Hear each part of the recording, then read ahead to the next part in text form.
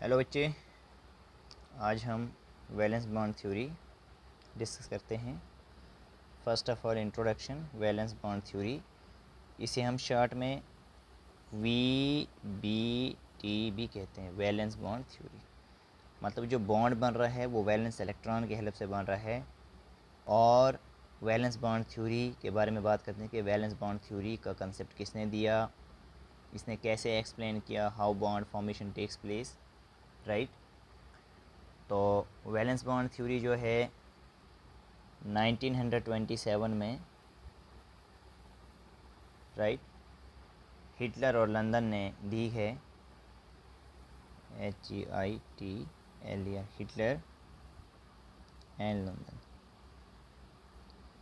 these two scientists have given this theory, right, and later on बाद में जो है इस थ्योरी को मॉडिफाई किया गया, राइट, इम्प्रूव किया गया पॉलिंग के द्वारा, PAULING, पॉलिंग।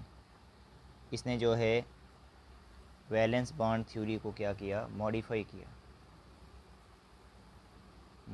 किया, और we can say improve, right. यहाँ से इसने जो है कंसेप्ट दिया था, किसका, कंसेप्ट ऑफ हाइब्रिडाइजेशन। तो पहले हमने वैलेंस बॉन्ड थ्योरी के बारे में डिस्कस करना है, उसके बाद जो है हाइब्रिडाइजेशन के बारे में बात करनी होगी, राइट। तो सबसे पहले जो मेन आइडिया है वैलेंस बॉन्ड थ्योरी का, कि जो वैलेंस बॉन्ड थ्योरी है ये हमें बताती है कि बॉन्ड किस तरीके से बनता है। This theory tells us how bond is formed. क्योंकि जो लेविस लैंगम्यूर का कंसेप्ट था कि बॉन्ड जो बनता है म्यूचुअल शेयरिंग ऑफ इलेक्ट्रॉन्स, लेकिन इलेक्ट्रॉन्स की म्यूचुअल शेयरिंग तो होती है, लेकिन जो इलेक्ट्रॉन्स हैं they are of similar charge. तो सिमिलर चार्ज के बीच में रिपल्शन क्यों नहीं होती है? एक लिमिटेशन रहा लैंगम्यूर कंसेप्ट का कि अगर इलेक्ट्रॉन्स का सिमिलर चार्ज है तो इनके बीच में रिपल्शन होना चाहिए, तो ये म्यूचुअल शेयरिंग कैसे होती है इनकी? तो उसे एक्सप्लेन नहीं कर पाया वो, राइट, कि बॉन्ड कैसे बनता है फिर, और एनर्जी क्यों रिलीज़ होती है जब बॉन्ड बनता है। तो इन बातों को एक्सप्लेन करने के लिए जो है वैलेंस बॉन्ड थ्योरी का कंसेप्ट आया, राइट। तो वैलेंस बॉन्ड थ्योरी जो है ये बताती है कि हाउ बॉन्ड इज़ फॉर्म्ड, ये हम डिस्कस करेंगे। और दूसरी बात जो है ये थ्योरी बताती है कि why energy is released during formation of bond, why energy is released during formation of bond. ठीक है, इनके आंसर जो हमें इस थ्योरी से मिलते हैं। तो ये जो थ्योरी है it is based on intermolecular forces, ये पॉइंट भी आपको याद रखना है। ये जो थ्योरी है is based on intermolecular forces, right. Intermolecular forces के ऊपर ये थ्योरी बेस है। सबसे इम्पॉर्टेंट बात ये है कि ये जो थ्योरी है एक्सप्लेन करती है बॉन्ड फॉर्मेशन दो एस्पेक्ट्स की बेसिस पे, दो कंसेप्ट्स की बेसिस पे, राइट। ये जो थ्योरी है बच्चे, this theory explains bond formation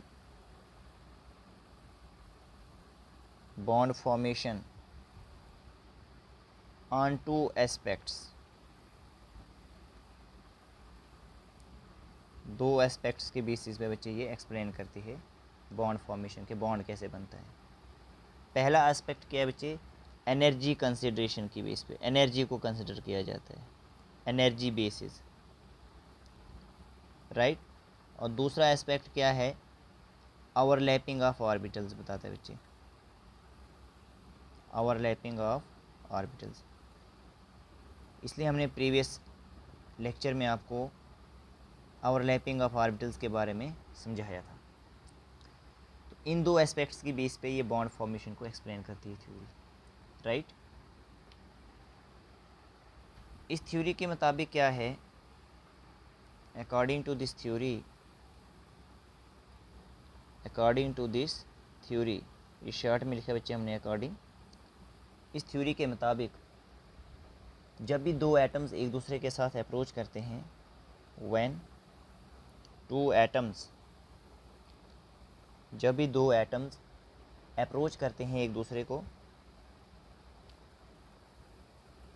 approach each other, जब भी दो एटम्स एक दूसरे को अप्रोच करते हैं बच्चे, they exert two type of forces, they exert, वो लगाते हैं, they exert two type of forces on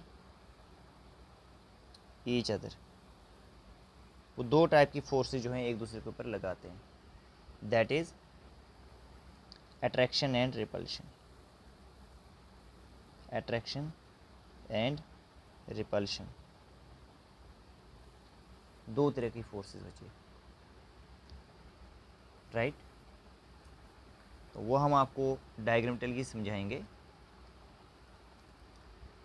तो पहला फैक्टर जो है हम एनर्जी कंसिडरेशन वाला ही लेंगे।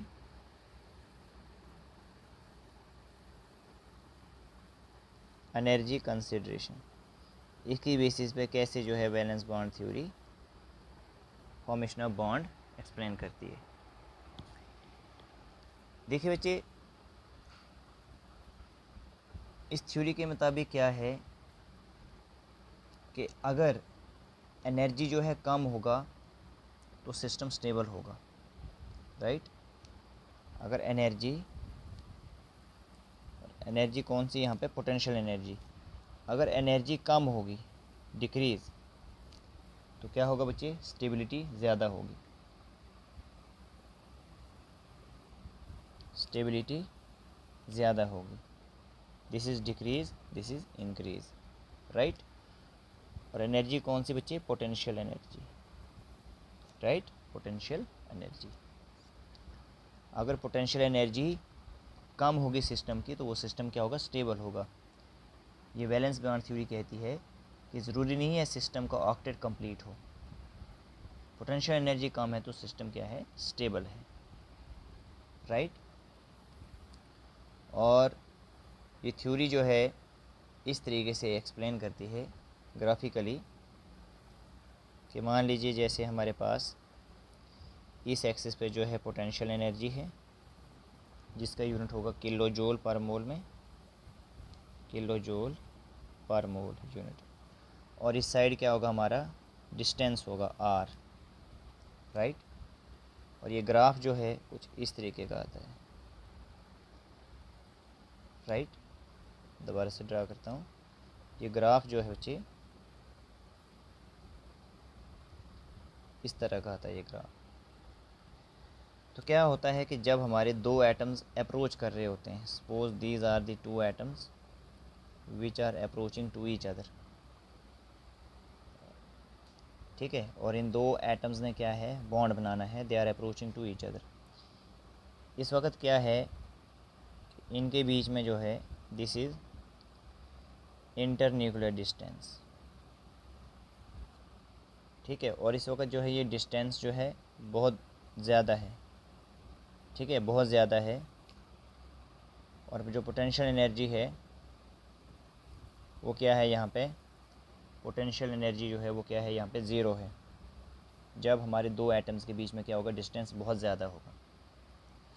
तो this is known as the inter nuclear distance, क्या बोलेंगे इसको, इंटर न्यूक्लियर डिस्टेंस बोलेंगे, जो दो एटम्स के न्यूक्लियस के बीच में है, राइट। तो अभी ये दूर दूर हैं ये दोनों एटम्स, इसका मतलब अभी एक दूसरे के जो हैं अप्रोच नहीं कर रहे हैं। जब ये अप्रोच करेंगे राइट। जब ये अप्रोच करेंगे तो अप्रोच करते करते जैसे ये यहाँ पे पहुँच आए, अब इनके बीच में क्या है, थोड़ा बहुत डिस्टेंस है, ये अप्रोच कर रहे हैं और फाइनली जैसे ये अप्रोच करते करते जो है बिल्कुल यहाँ पे एक दूसरे के साथ जो है स्टिक हो गए, राइट। तो क्या हो गया कि हमारे पास जो है यहाँ पे जब ये अप्रोच कर रहे हैं दोनों एटम्स, राइट, तो यहाँ पे ड्रा करूँगा थोड़े से, जब ये दोनों एटम्स अप्रोच कर गए इस तरीके से, तो यहाँ पे जो है इनका एक ये इस तरीके से ड्रा किया जाएगा एक्सेस, और इस पॉइंट को क्या कहा जाएगा, इस पॉइंट को कहा जाएगा बॉन्ड एनर्जी। इसको क्या कहा जाएगा, this is known as bond energy, क्योंकि दो एटम्स कंबाइन होकर इन्होंने क्या है, एक बॉन्ड बनाना है, this is known as bond energy, right. और यहाँ पे जो ये दो एटम्स का जो एटम्स के न्यूक्लियर डिस्टेंस है, this is known as the bond length.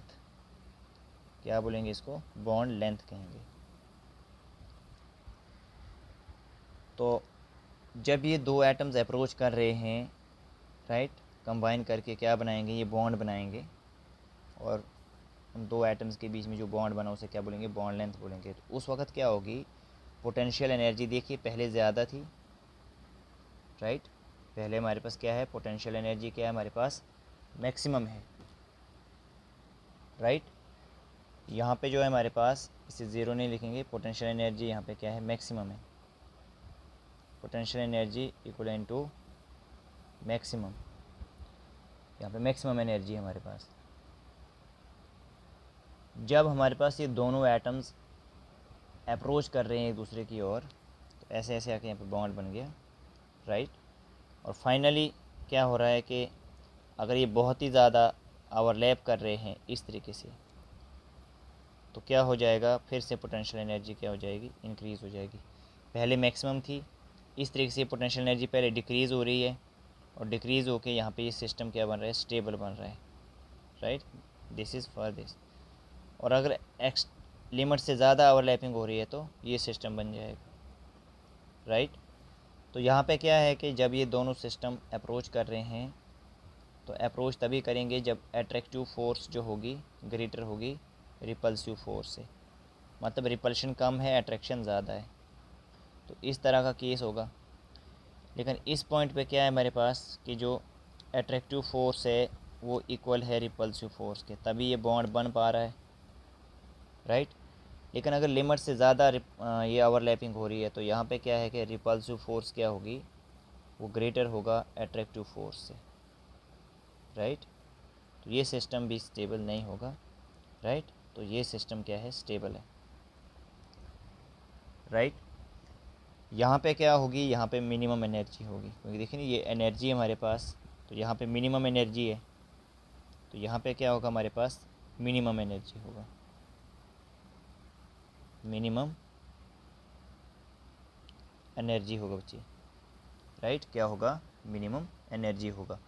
और यहीं पे क्या होगा, इसी पॉइंट पे बॉन्ड फॉर्मेशन जो होगी टेक्स प्लेस होगी, बॉन्ड फॉर्मेशन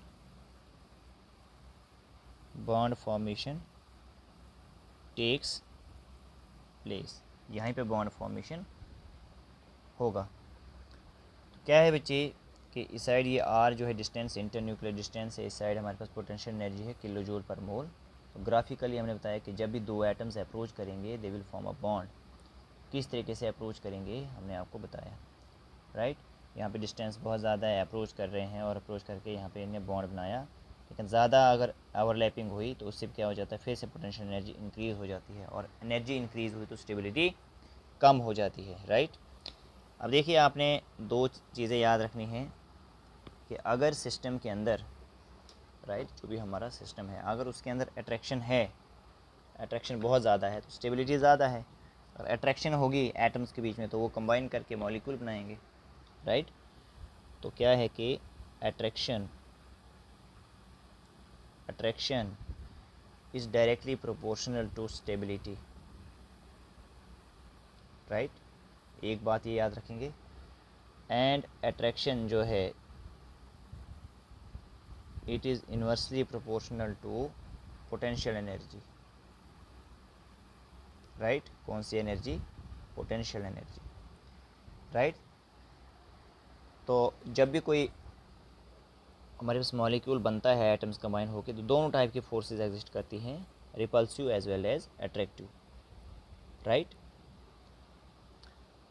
लेकिन बात क्या होती है कि जब भी फोर्स ऑफ अट्रैक्शन इंक्रीज़ हो जाए, जब भी हमारे पास force of attraction, right, increase हो जाए, तो उस वक़्त क्या है, एनर्जी रिलीज़ हो जाता है, एनर्जी रिलीज़, तो एनर्जी कम, तो स्टेबिलिटी आएगी।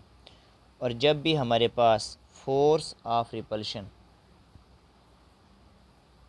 फोर्स ऑफ रिपल्शन अगर इंक्रीज़ हो जाए, तो क्या होगा, एनर्जी एब्ज़र्ब होगा, एनर्जी एब्ज़र्ब होगा, एनर्जी एब्ज़र्ब होगा तो स्टेबिलिटी कम होगी, राइट।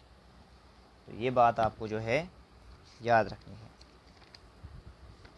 क्लियर है ना बात?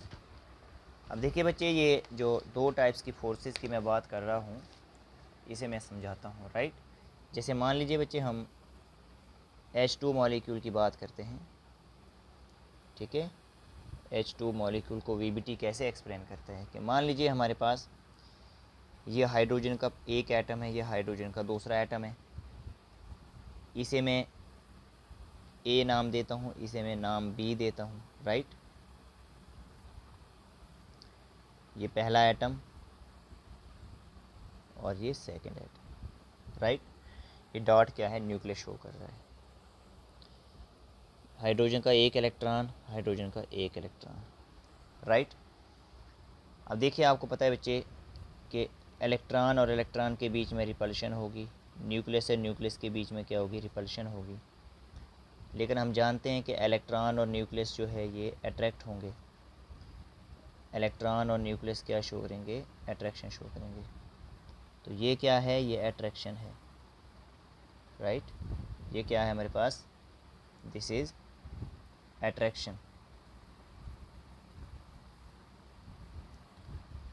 और हमारे पास ये क्या है, ये है रिपल्शन। अब ओवरऑल बच्चे यहाँ पे देखिए आप कि अगर मैं इलेक्ट्रॉन ए एटम का रखूं, राइट,